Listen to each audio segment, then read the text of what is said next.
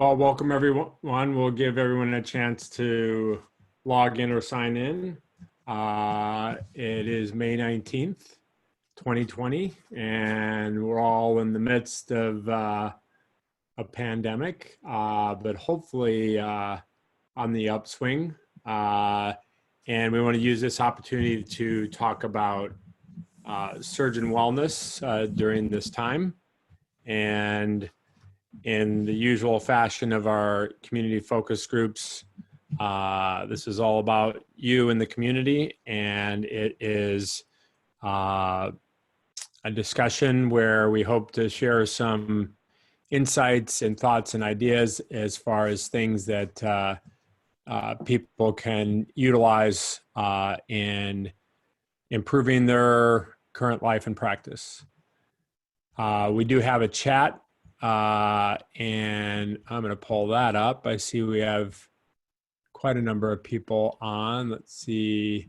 And I think Paul's already put or no, it's Carla saying hi to Greg, and I'll say hi to Carla and Greg both. And welcome to all of our other folks that are on with us. Have some new folks and folks that have been with us before. Why don't I turn things over to anyone that's already promoted to panelists that wants to say hi? Carla, that might be you. Unmuting might be helpful. Yeah, no, I just say hi. Thanks for the invitation. I think that this has been really insightful for me to hear from other folks and just spark conversation. And I encourage everybody to start a thread or just jump in and say hi. So Carla, is there anything that you've implemented in the last couple of weeks that just for wellness in any category, whether it's your wellness or that of team or colleagues or friends or family? You know, the one thing that I think that we have celebrated and that we've called out is how much more organized things seem than they were 10 weeks ago. And, you know, just our practice really hasn't changed. We just do trauma. We've been doing the same things, but the process has gotten better. I think we sort of witnessed a lot of angst and uncertainty from the larger group of elective surgeons. And as they're starting back into doing their, you know, phase 2 and phase 3 surgeries, it just seems much more organized and less unknown. And I think we've made an effort to call that out and to talk about it and sort of observe what's going on. And that's been, I think, a good part of the process. Absolutely. I agree that one of the I think common issues, or certainly I can say for me, was just that the tremendous amount of unknowns, that things weren't even necessarily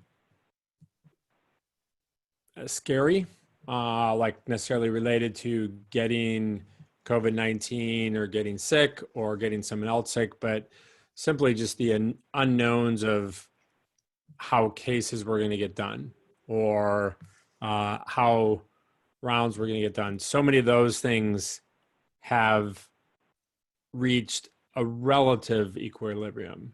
Now, I'm saying that relative compared to a pretty significant disruption, but certainly some calming aspects. So I very much agree with that. And taking the opportunity to celebrate and compliment all those involved in creating what you're describing is an excellent way to acknowledge that everybody's had to work through this and step up to get back into action. Greg, welcome. Why don't you say hi to everybody and see if you can comment on anything that you're noticing that you've been able to either see or participate in that's in the surgeon wellness or anyone around us. Well, I'm coming at it from a completely different perspective. So I returned from Japan on March 18th. So yesterday was the 2-month anniversary. Um, I I have not worked clinically since then. So I actually leave Thursday morning to drive to Williston, North Dakota to start 3 weeks there. So it's all new to me starting on Friday. Um, I've gotten a few emails, they're testing all patients for elective surgery. Like Carla, my practice had focused more on trauma, so that part really wouldn't change much. But it'd be interesting to see, before, if you'd go see a patient in the emergency room, my guess is that now they're going to want to minimize that traffic. So they may just want to look and, have you look at an x-ray and say, that's something that can be splinted and go home. That's something that's going to need to be admitted. Why don't I see him on the floor so I'm not, adding more traffic to the ER? And so it'll be interesting to see how it plays out in a small 25-bed critical access hospital. A month or so ago when I talked to them, they'd had 5 cases in the entire county. So it's there, but it's certainly not common. Absolutely.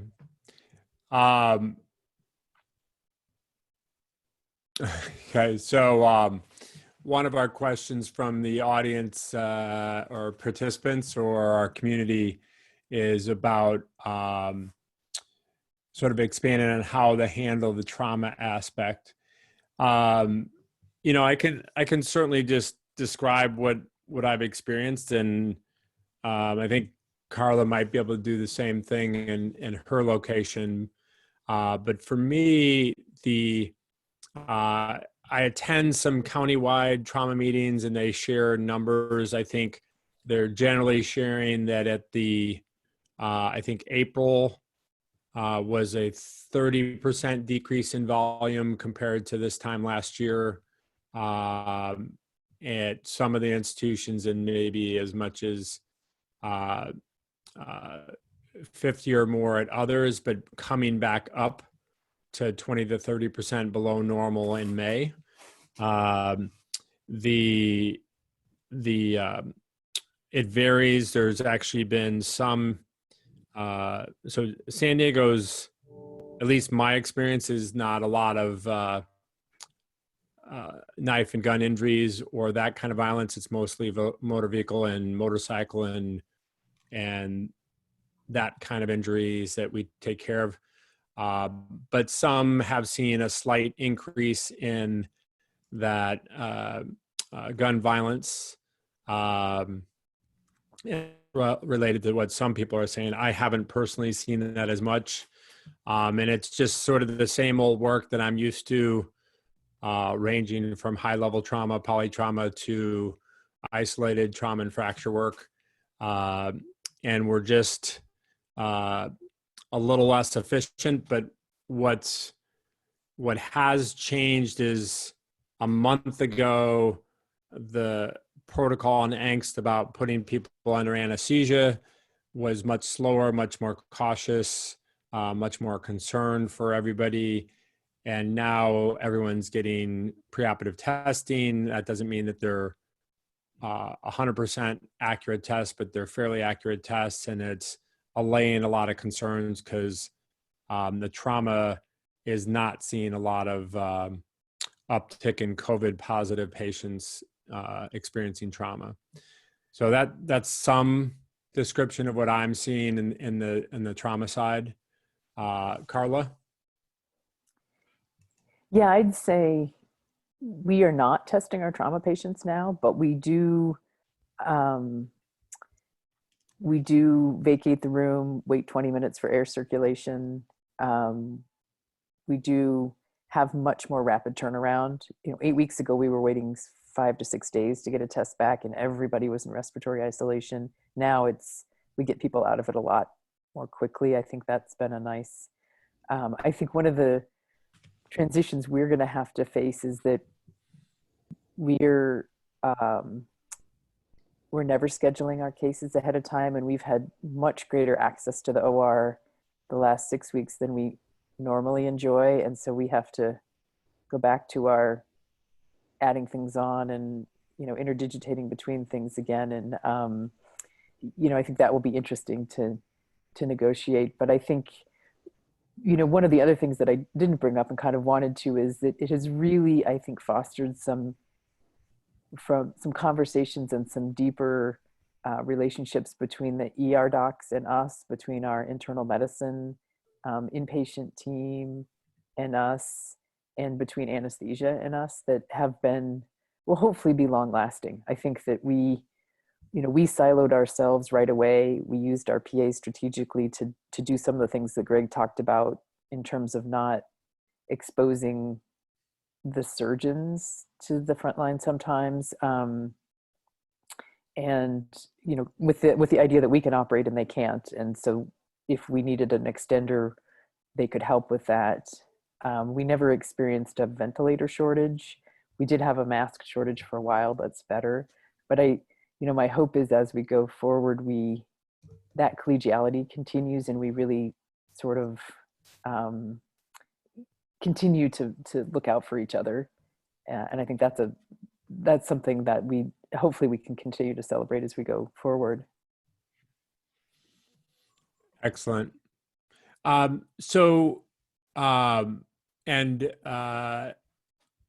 For our guest who posed that question, feel free to be more specific if you have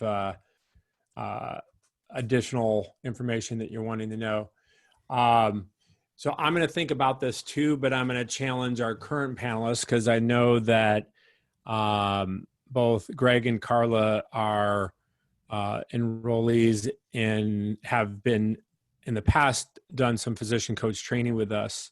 And they're part of the physician coach training that we've been launching now in an online version.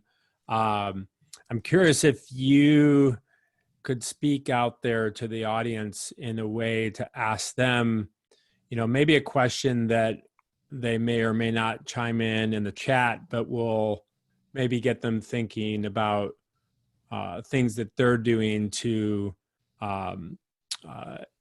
at this time or in this general topics, so that we get them thinking and kind of being coached. So think about that. I'll let you think about it and raise your hand, or just sort of interrupt me if you come up with a really good question. So what are other things? So, I noticed, I do want to, I'm not all about plugging everything or anything and everybody, but I do think on our last call, we sort of plugged Anne Marie and Warren and her study out of Houston at Baylor, evaluating wellness during COVID-19. I don't have that link, I don't think, today. But again, something to get involved in, to sort of be actively involved in research about wellness and healthcare professional issues that aren't really as commonly openly talked about. So that's one thing. I know that, what else that I was thinking? Oh, I did want to do a call out to Crocs. So I've, for the last few weeks, I've had a gentle reminder at about 9 a.m. in the morning that you can jump in line to try to get a free pair of Crocs. And so after a few times of trying to do that, I happened to be working at my computer anyway, so didn't have to scrub out of surgery or anything. And I got in line, and one of the times I got in line to actually get it, and I thought, I'm pretty sure to that because that was 2 or 3 weeks ago, but just the other day I got my free pair of Crocs. So thank you, Crocs, for that. I'm gonna have now my own handy pair for in the operating room, and let's see if that does a little something for my back and just my ability to have sort of comfortable feet in the operating room.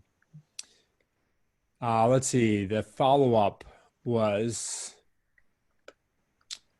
sounds like some positives have come from the situation in the Banana Republic of ALA reconstruction. I think it's Alabama. Alabama, okay. Is that right? Shut down until this week. Now patients are scared. Currently, all the admits to hospitals, at least in, is that Birmingham area, are all tested. Yeah. So, you know, that, I mean, it's interesting because, I mean, this concept of fear, right? So I can totally acknowledge that at various points in time, I experienced fear. And it's interesting that it was a while ago, but I remember when we were very much an unknown and I was doing trauma patients and the C-arm tech was up doing cases with me in the operating room and just saying, I'm so glad I'm not down in the emergency room because everybody down there has an abnormal chest x-ray. And, you know, you were just reading about the pattern of COVID pulmonary findings on chest x-ray. And, you know, it was just like, I got a patient right there. I have no idea their COVID status. And it just raised a lot of angst. And I think that the fear was personal to myself and personal to bringing it home and bringing it to family or to colleagues. And so that was with less knowledge, but more knowledge than others. And now, you know, pointing out that, you know, when it comes to patients, they're in various patterns of what they know and what they're still afraid of. And I think it acknowledges that it's not just one single group that has to have that acknowledged and potentially addressed.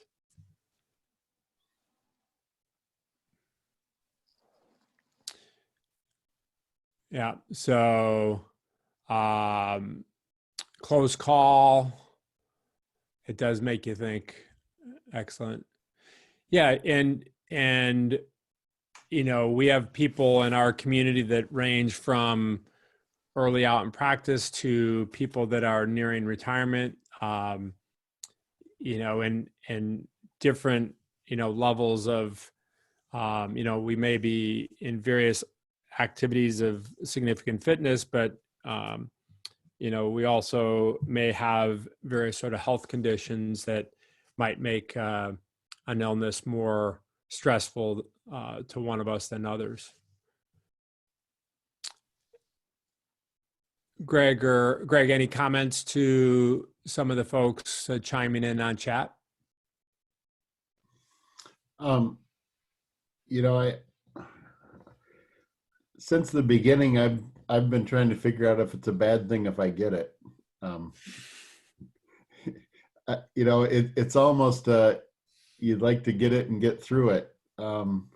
The problem is I turned 60 this year, so I don't know if I'm in the elder group now or not. But you know, anyway, yeah, I at least right now, it may be ignorance, but I'm it's not a fear from my perspective. I've been I think I've shared this before. I you know, haven't been working for the past 2 months, so I've been working on, you know, going for a walk at least every, you know, pretty much every day, getting 10,000 steps in or more, sometimes even up to 20,000 steps, and lots of sleep and eating well and doing everything to maximize my immune system. So that's just my personal response. But, you know, I think, you know, since this is on wellness, I think that the biggest opportunity might be here is that, you know, two of the biggest factors for preventing burnout are getting back in touch with why you went into medicine and your relationships. So, you know, your family, partner, whatever those relationships are. And so, if you have the chance, because you're not working as hard as we normally are, this has been a great opportunity to work on both of those. John, you want to share a little bit of your story of being potentially put at risk? Yeah, can you hear me? We can.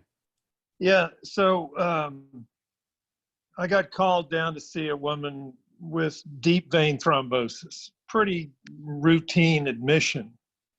And so she's 55, she's got high blood pressure, obesity, diabetes, usual stuff. Go down to see her, she has a swollen leg. Oddly, we can't feel pulses in her leg, which is a little different, but she's basically got a swollen leg. She's not in the PUI pathway. She's already been sort of segregated off, and they've got the PUIs off in one side of the emergency room. This is in another side. We get a duplex scan, and she's got DVT in her popliteal vein and calf, no trauma. There's a remote history of endometrial cancer, but nothing recent. So we think she probably needs some kind of lysis for this deep vein thrombosis. Plus, she's got this weird part of it is she's also lost her arterial signals. So this combined arterial and venous thrombosis below the knee is kind of weird, We don't know what the heck, and she's got absolutely no other symptoms, right? So we get a CAT scan to make sure she doesn't have a pelvic mass or something. And the radiologist calls back in 10 minutes, goes, oh, her lungs are classic COVID, cotton balls all over both lungs peripherally. Well, nobody suspected this. The ER guy, ED guy didn't expect it. The ultrasound people weren't particularly protected.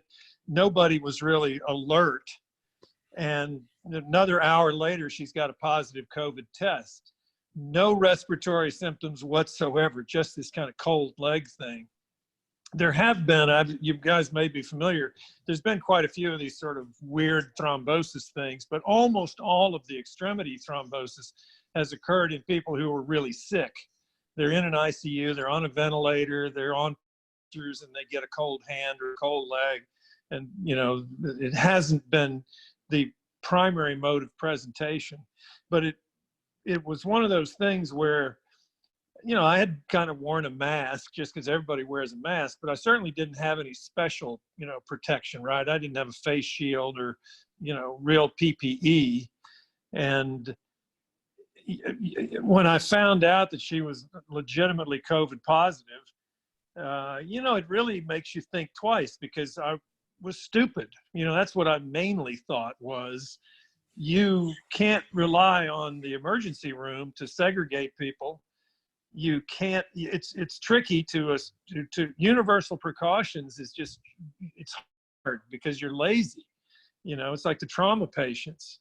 You say, well, I assume everybody's got COVID, but you can't run around in a mask and PAPR and all that stuff all day long. It's impossible, really. And I have to say there was a certain resignation in it of, well, I guess if I got it, I got it. And I felt very stupid. I think that was the thing that bothered me. Not bothered me, but it was the most compelling sort of feeling I had was, well, you stepped in at this time. You didn't take precautions. You weren't smart. And you may have, I'm 65, 60 sounds young. I'm 65 and I'm thinking, man, this might not work. This may be a problem. And and I had another kid literally 4 days before, gunshot wound to the knee, that was asymptomatic, perfectly fine. He kind of goes in the PUI pathway just because he's unknown. Sure as hell, he pops up COVID positive too last week. So I had these kind of two, I wouldn't call them near misses, but I certainly wasn't prepared that they were COVID positive. And we kind of had, N95 masks and stuff, but it wasn't we weren't as stringent as we could be. It's what the OR was recommending, but we weren't as stringent as you probably would be if you knew they were COVID positive. And it really does run a lot of stuff through your head in terms of just vulnerability, mortality, responsibility for sort of where you are. And it really makes you struggle with this. When I see these people on TV I will say that I have congratulated some of my medicine colleagues and ED colleagues who really every single day are willing to take on the risk of these patients. Because honestly, I think they're really brave. And I don't really have a heroic soul. I don't know, you know, sometimes I'm really deficient because of it. I don't want to die from this thing. And I mean, I want to do my part, but I don't know if I don't want to run into a burning house either. It's a tricky balance, I think. John, you mind if I ask you a follow-up question? Yeah, yeah. So, you know, I heard you say that it's nearly impossible to walk around with the full protection you would need. So what is it that you did that you felt was stupid? Well, I think, you know, part of it was when you walk down into our emergency department, patients who've screened positive, even if they're not, you know, known positive COVIDs, they write a big PUI on the window so it's clear to everybody, and they segregate them off to one side, and the other patients are not. And when I went down there, I was thinking, it's kind of like walking into the mouth of the, you know, the lion. There's a sort of reality, the ED, just like this, your X-ray tech. There's a sort of a sense of, this is a dirty environment. You know, there's a lot of activity down here. But you think, well, these guys are smart. They're doing their job, and they've segregated these patients, and I'm not going to have to do the work. I'm just going to rely on them. And I think that sense that you have to be active in this process all the time. The hospital's not going to tell you what to wear. The government's not going to guarantee your safety. It's really up to each of us to make decisions for ourselves, regardless of what the policies are and the pathways, because you know, different hospitals have got different approaches to this. And if you travel around town and go to different hospitals, you find in one place they're checking temperatures, and someplace else they're swabbing patients, someplace else they're just following symptoms. You think, man, you know, this is the Wild West. You know, we're all kind of muddling forward, and I still think we are in very much a state of you know, discovery of how we're going to learn to live with this for however long it goes on.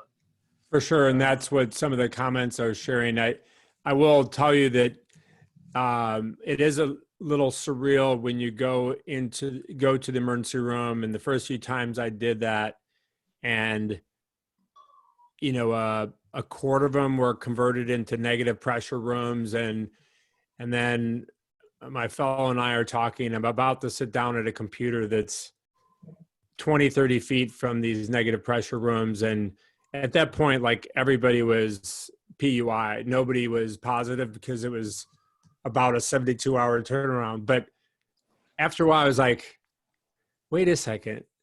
And I kind of had a similar reaction. I was like, this is stupid. Like, why are we charting in the emergency room? We've seen the patient. Let's get out of here. Yeah. You know, yeah. It's just like, you are like in the war zone. And so I know what you're talking about, but I also know that there's no, you know, unless you're totally in the war zone and then you have to completely gear up. In so many of these cases, you can do a better job and you pay attention to more things, but I think we still aren't able to walk away, hey, I did a perfect job or a spectacular job of protecting myself. Yeah. It's really true. The same thing happened. I'm a stroke neurologist, and this week I'm on call. So they consulted for stroke-related stuff, and the patient was eventually developed altered mental status, and we checked the chest X-ray after day 3, and the patient has full of multifocal lesions. So I agree with John that you know, we should be more careful, and we cannot trust trust any other people because it happened 3 or 4 times where the patient was there in the hospital for 3 to 4 days. And as a neurologist, I am the first one to kind of order chest X-ray and diagnose COVID. And eventually the patients were transferred to ICU and so forth. Yeah. Excellent.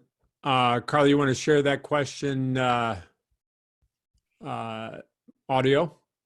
Sure. I was just sort of thinking in reflecting what John was saying, that, you're critically examining in real time what things you do and how you do them. And I think you can expand that paradigm to this whole era that's part of, transitioning. And it just struck me, I'd love to hear other people's ideas about things that will permanently be different once this is over.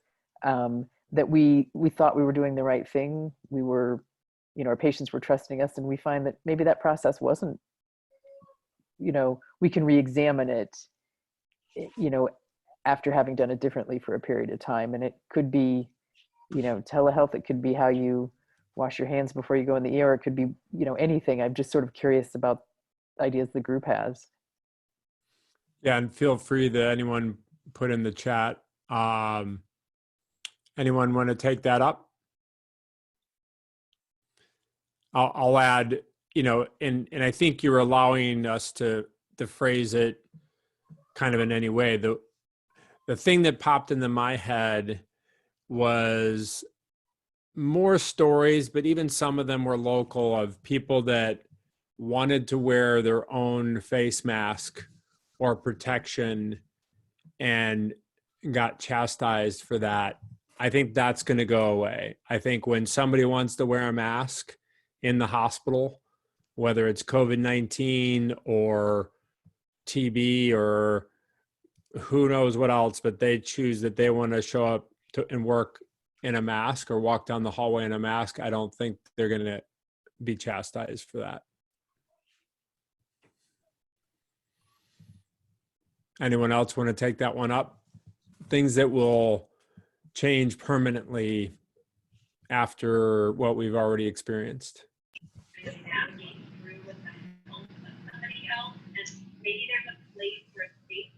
Yeah. Greg or Prasanna? You want to take that, Greg or Prasanna?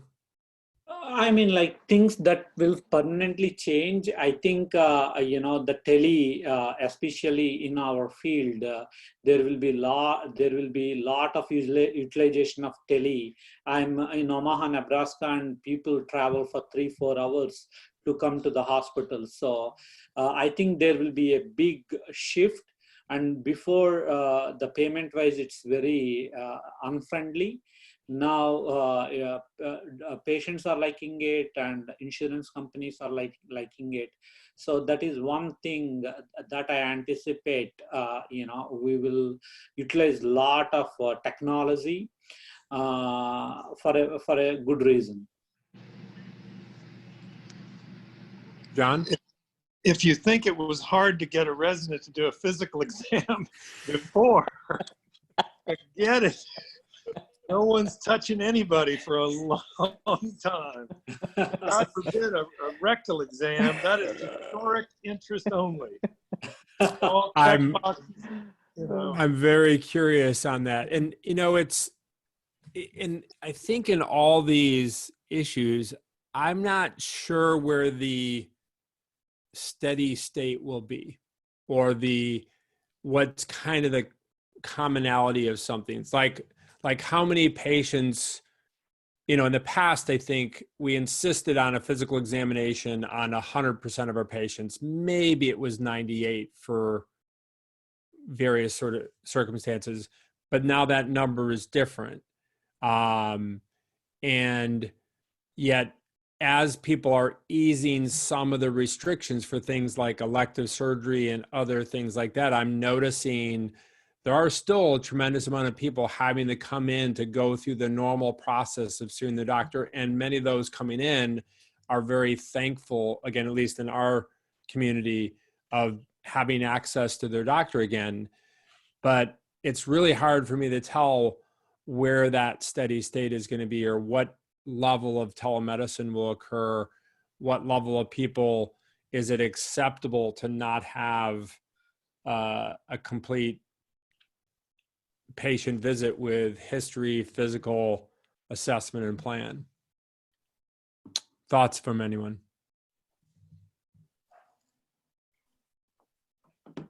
Greg? You're going to examine, are you waiting for them to tell you that all you need to do is look at the x-rays and you can kick back and No. I mean, I'm just thinking back to the, when Medicare says that we have to have an H&P on the chart, within 30 days of surgery for an elective surgery, and then the hospitals play with this, and then and it's like, so the anesthesiologist could care less what I put in that H&P. I mean, they're not going to take my word for anything, and rightfully so. I mean, I don't make my money on examining hearts and lungs and abdomens and everything else, for surgery. And my hip exam and my knee exam and my shoulder exam better be pretty damn good. But the other stuff, it's almost irrelevant. But it has been there as you have to have the box checked, and it's like, well, what does that mean? Well, actually, as long as you have the heart and lungs there, you're good. Oh, okay. So anyway, I think this is just finally acknowledging what a joke that some of the H&Ps have been and the physical exams have been, historically. So it hasn't changed our care in what we do by putting an H&P on the chart. It's just checking a box.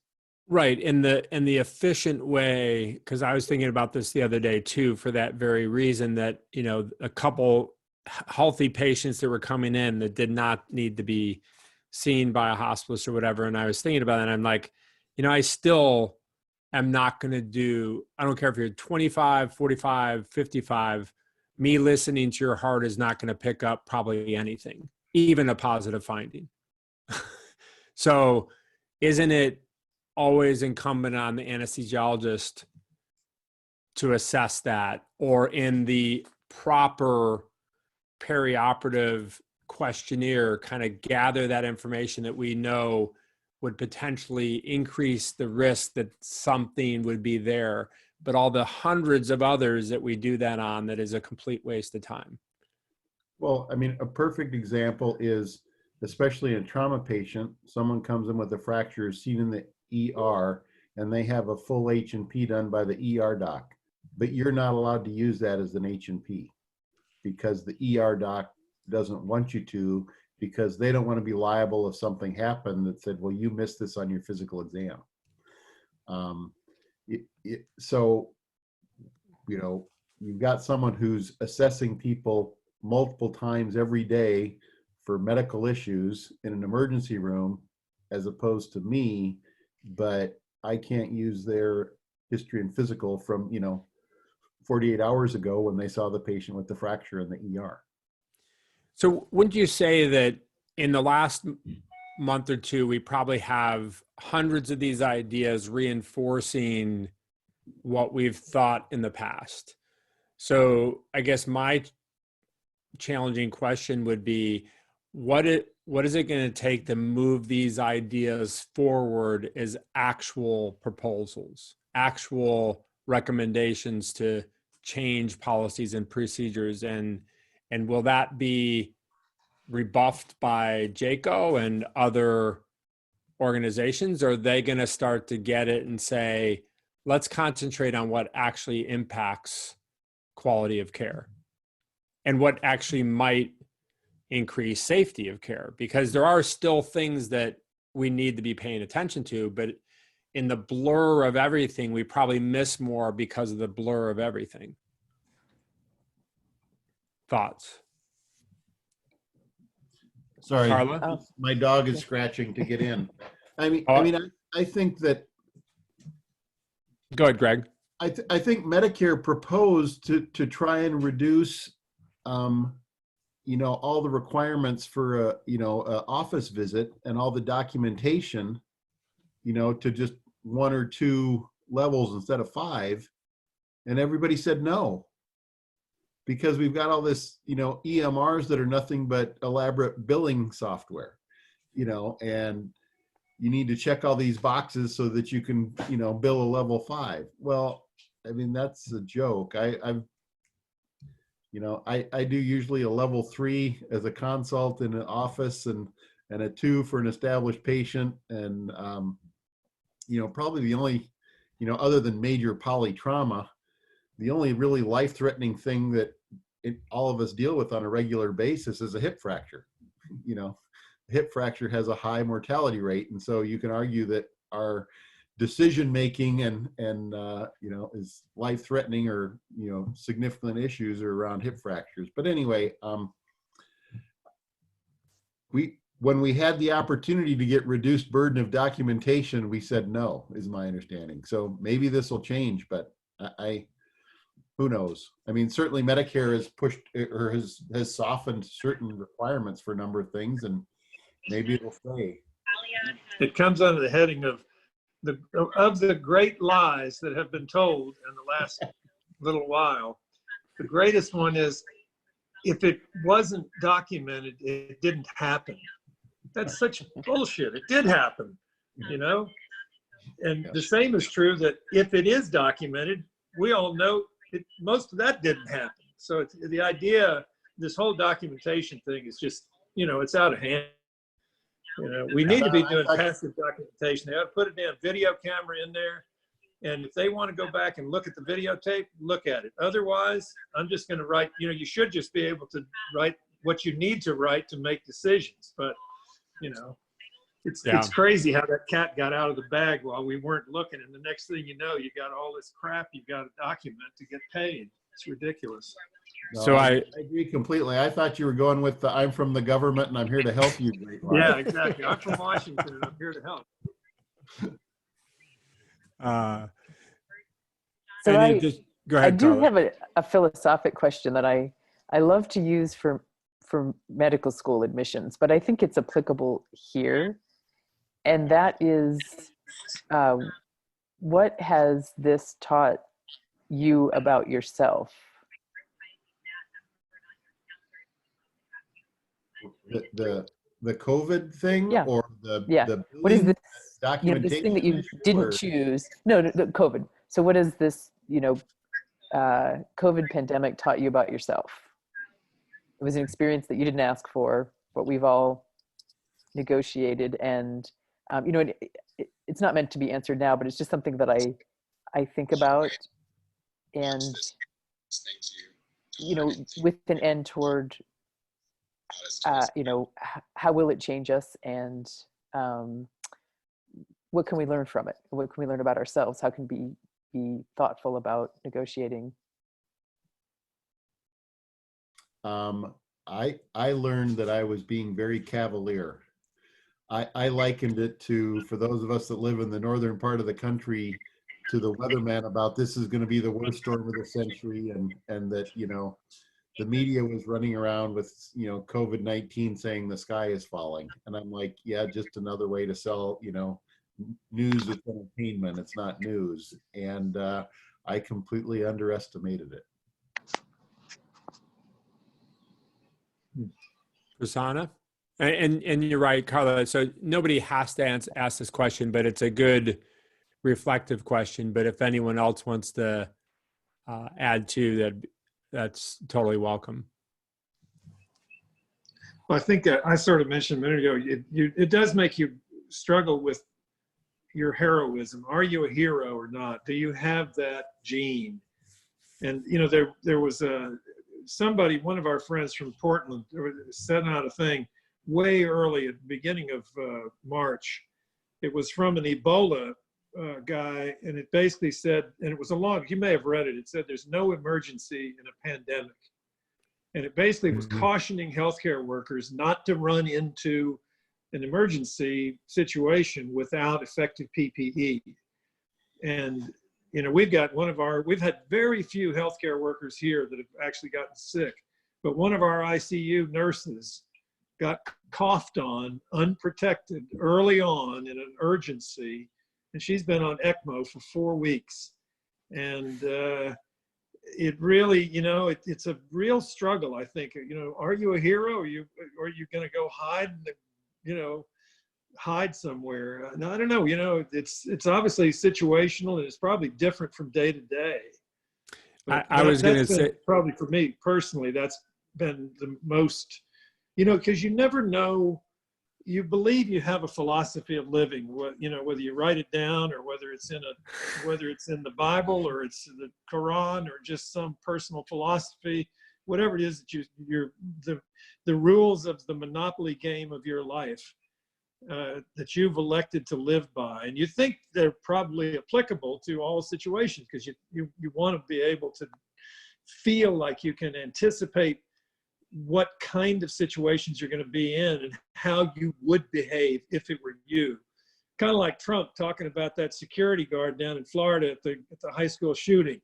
And he says, oh, I would have run right in there and killed this gunman. And it's like, yeah, would you really? What will you do in a crisis? And I don't know, it's an interesting opportunity because clearly there's a lot of people that have a desire to be a hero.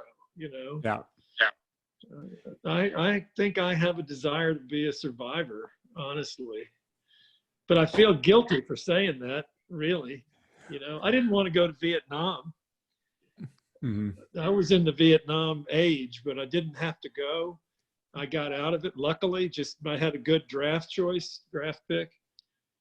But man, I didn't want to go to that damn jungle and get leeches in me. I don't know what I would have done, but I sure as hell didn't want to go. Yeah, I mean, it's a question that I think you highlight that each one of us might have one answer until we're actually in the situation or not, and others would have that answer and would follow through. As you were describing it, I've never had to be in combat, nor would I think I would want to. But when you contemplate it, it is a concept of your own heroism. And I don't think I would want to be the guy that went in to just get killed. Right. But if I was actually saving others, yeah, I'd start to say altruistically, that might be something that I would have to decide that I was going to do. And that would be more heroic than just going in the line of fire. And yet even there, I do think I'm a thinker that, well, where can I be of the most value in is dying now where I have the greatest value. But yeah, again, I don't know. Heroism is a little bit in the eye of the beholder, and hopefully we're not overly critical of ourselves. Because I think if others were looking at some aspects of our lives, including you, John, I would imagine there'd be times where people would probably say that you were very heroic. Yeah, it's funny, isn't it? We don't, it's all, I don't know. Carl, what did you learn? I'm gonna ask Prasanna first. That's fair. It's really interesting discussion.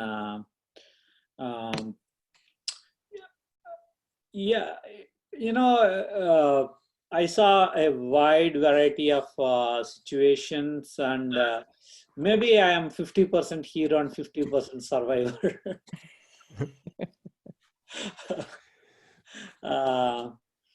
So yeah. If you go to her original, one of her other questions of just anything that you really learned about yourself during this, and it wouldn't have to be on that particular issue. So during the whole COVID thing, what I learned by myself, initially I was in shock, but within first few days, I immediately changed from that situation to be in the helping mode. And I created so much material and try to help various organizations locally, nationally. I think, especially during this COVID, what I realized is it's very important to see what's going on during the crisis. But at least as physicians, we have responsibility, and we are the leaders in the society. So the one thing I learned is, I can be proactive, I can create things, and I can help people. And not only just within the physician circle, but also general public, because I do YouTube Live and Facebook Live, and I have audience from all over the world ask many questions regarding many things. So in that way, I will provide all the right information, because there is a lot of wrong information, panic and everything. So yeah, those are the things I learned during this pandemic. Carla, you want to respond to John? Of course not. I'm trying to avoid. No, I think each day I might have a slightly different answer, but what I really appreciated was underscoring that we have sort of a philosophy and our values drive it. And this is something that tests how we put it into practice, because daily we're doing it with different information. And I think it's incredibly interesting to see how you negotiate, because in the end you have to act. We have to do something.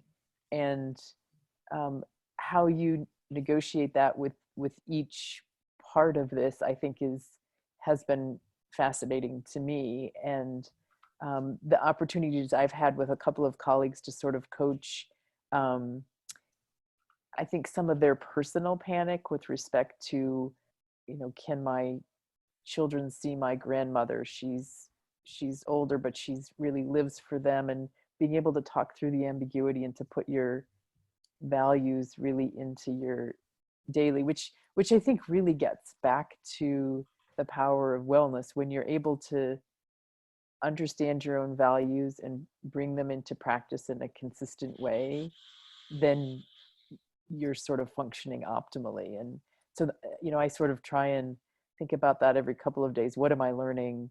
What am I learning about myself as a result of this? And how am I living my values with each decision? But I appreciate your comments. I really think it shows how you bring the two together. And also one more thing I want to add is I see how people react, like the humanity from everyone. They want to help in some way. And just everyone, like medical students, residents, faculty, during this situation, I never anticipated that kind of response from from a lot of people, but the way they responded, it's a beautiful thing to see. It's funny. I've been in education basically the whole time, and I've sort of said, I'm a vascular surgeon, I've sort of said, if I could accomplish two things with a fellow, I'm happy. One is how to think, meaning how to break a problem down into its component parts, develop a treatment, and initiate it. So you think about a problem, and to do it on the background of values. And that I think it's an abdication as an educator, a medical educator in particular, if we don't have that second component, that what we do, there's a value to what we do that you have to think about all the time. And it's not just doing a bunch of procedures, right? We're not just teaching people to do procedures. We're teaching them how to take care of human beings with problems. And I agree completely with that thought of how the residents and the students and people they have such a desire to do the right thing, and help, and they're so, it's inspiring, really. people want to have that opportunity to live a life of value. And this crisis really gives you that chance. You know, it's because so much of the time it just gets watered down in the background of how many publications and how much money you got in the bank and how many posters are on your wall and all that shit that really doesn't have anything to do with anything. But when you have this kind of a crisis, you know, it really does give people the opportunity to, as you said, live your values. You know, it's great. It's a great experience, really, and it's in the big picture. Excellent. There was one comment of just sort of the intensity of life as a physician, and also being a member of a family as either a parent or spouse. And you know, one way to think about it is considering asking a question of how you might be managing that, how you might improve your family wellness in the light of things going on right now. Actually, one of the things that the comment brought up to me was not are we being heroes, but us taking care of these patients also puts our families at risk, because we bring that home, and if it's a 2-week incubation period or whatever it is, we can be exposing them for 2 weeks before we know we have it. And so it really makes that interaction difficult. Got a 97-year-old mother-in-law, and she's still living independently in a senior housing, but she's in her own apartment within that. And, you know, they won't let anybody in the door, rightfully so. We don't want to go in there and expose her, but it really strains those relationships when you want to see them and can't because you're worried about exposing your family members. Yeah. So and I'm cautious a little bit singling out one. I'd say all my kids, but particularly my senior in high school, has done a phenomenal job of helping all of us. And I think what many of my families feel they're doing is they're protecting me by limiting their community exposure, because that then would impact my job, and vice versa. I try and limit how I come back home and ways in which I take care of myself before interacting with them that limits theirs. But, you know, I think an appropriate comment would be, why do we have to live this way when all my friends aren't having to live this way? And imagine that stress being a senior in high school.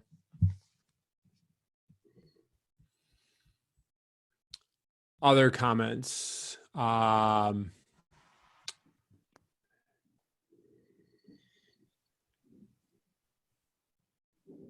say that, Greg, I think that hits it right on. For me, as former military, you know, I've always been one to run into the fight, but my family's never been there with me.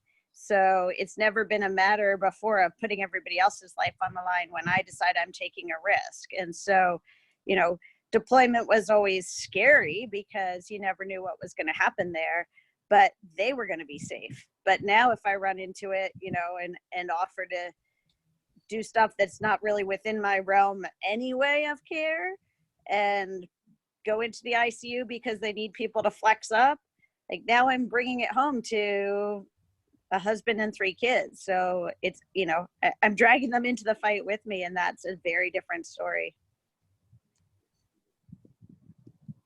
Yeah.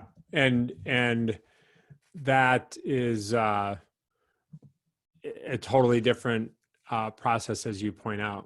That's an excellent point.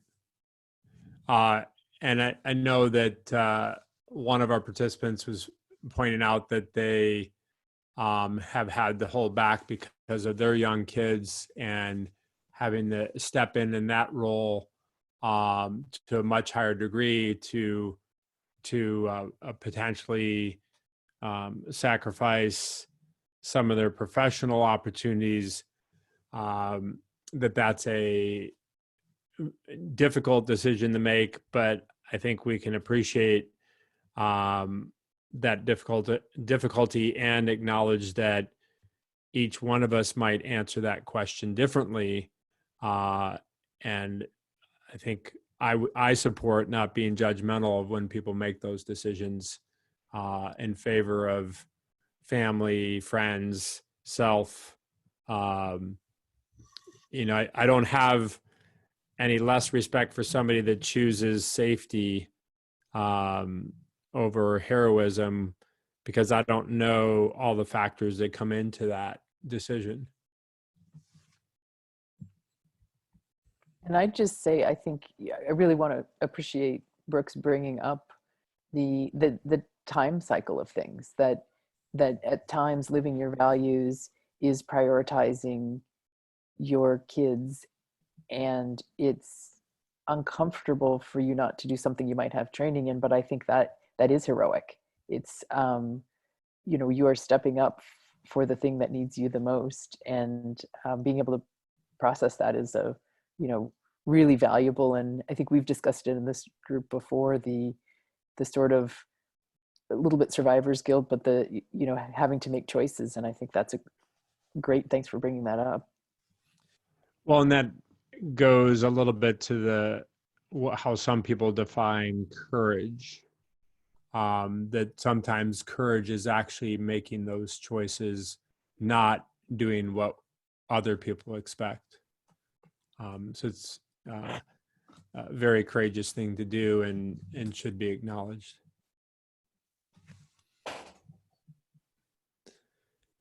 Excellent. Let's see. Paul's not keeping track of time for me, and I let time go by a little bit. It was such a good conversation. I couldn't cut you off. Sorry. Well, yes, and it's a blast having these conversations that people learn from and share and have the ability to do this. I don't want to shut it down so suddenly. Anyone else on the panel want to make any additional comments just based upon the conversation tonight?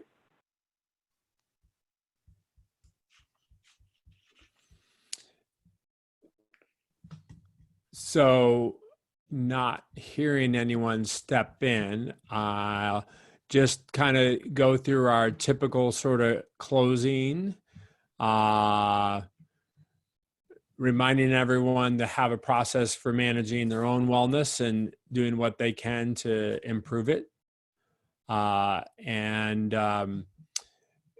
We will have, I didn't put in June 1st. The date we were going to do, I somehow missed. Monday, June 1st is our next Surgeon Wellness during COVID-19 community focus group. We're going to do that on June 1st at 5 p.m. Pacific. We also have a yoga to the surgeons that we've just settled into a pattern of doing this every Sunday at 5 p.m. Compliments of Stephanie Mathlis, our famous yoga instructor. So this Sunday and the following. And then we're doing the physician coach training info sessions on Mondays and Thursdays. So our next one is this Thursday at 2 p.m. Pacific, and the following Monday at 2 p.m. If you happen to be off on that Memorial Day, Paul and I think I might be available to have a chat about our physician coach training. And our a few of the folks on our call tonight have participated in Module 1, which we did on May 14th. But with our process of doing the coach training, we're also engaging people to join in with us at any point in time. And Module 2 will be Thursday, June 18th. And that's a 4.5-hour session with 4 hours of training. So hope folks will join us for that.